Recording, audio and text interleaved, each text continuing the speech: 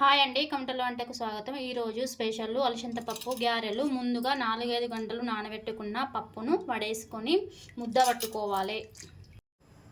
ఇలా పప్పును ముద్దగా పట్టుకున్నాక దానికి కావాల్సిన పదార్థాలు: మిరపకాయలు, ఉప్పు కలిపిన పేస్టు, పచ్చిమిరం పేస్టు, ఉల్లాకు, పుదీనాకు, కొత్తిమీర, వంట సోడా, అల్లం పేస్ట్.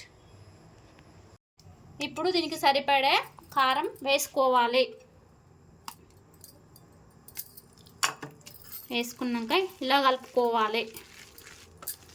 ఉల్లాకు, కల్యమాకు, కొత్తిమీర ఇవన్నీ వేసుకొని కలుపుకోవాలి. కొంచెం అల్లం పేస్ట్ సుతా వేసుకోవాలి.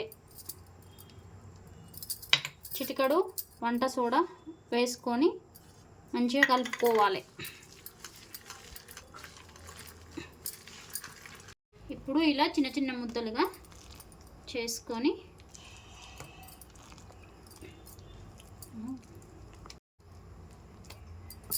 ఇలా ప్రెస్ చేసుకోవాలి.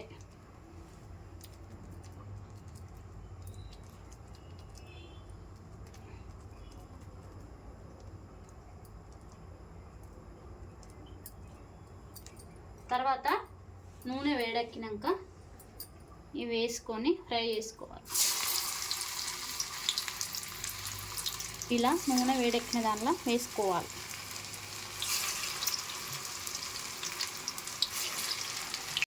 ఇలా బ్రౌన్ కలర్ వచ్చేరాక గోలించుకోవాలి.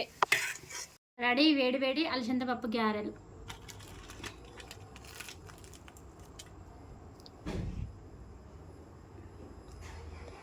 సూపర్!